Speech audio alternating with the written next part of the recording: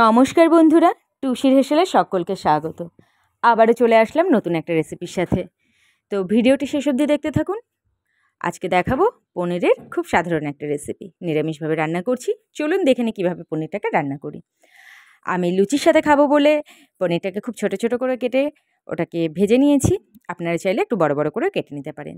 তো যাই হোক, পনিরটাকে ভেজে একটা পাত্রে তুলে নিয়েছি।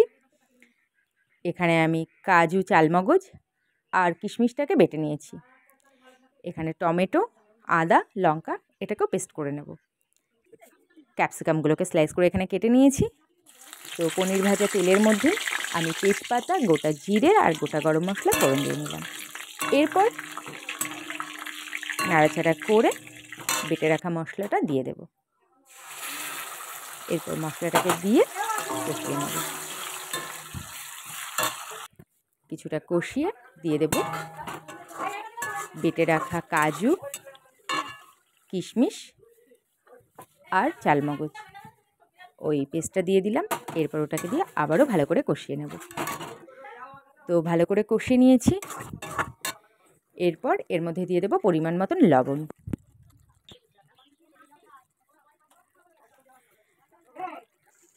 দিয়ে দেব কেটে রাখা ক্যাপসিকাম।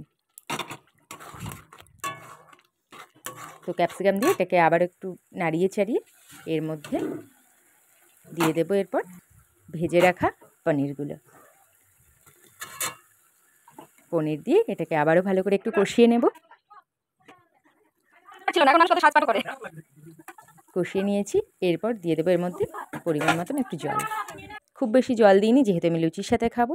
আর এমনিতেও এই পনিরের রেসিপিটা বেশি জল দিলে ভালো লাগবে না। তো যাই হোক, পনির এখানে রেডি হয়ে গেছে। জল দিয়ে আমি ভালো করে ফুটিয়ে লাস্টে ঘি দিয়ে নামিয়ে নিলাম। লুচির সাথে খাওয়ার জন্য রেডি করে নিলাম পনিরটাকে। তো খুব কম সময়ে পনিরের চটজলদি একটা রেসিপি। আপনারা চাইলে বাড়িতে একবার অবশ্যই ট্রাই করুন। আর ভিডিওটি ভালো লাগলে লাইক, কমেন্ট, শেয়ার করে দেবেন। আর চ্যানেলটিকে সাবস্ক্রাইব করে দেবেন। দেখা হবে পরের কোনো রেসিপির সাথে। ভালো থাকবেন, সুস্থ থাকবেন।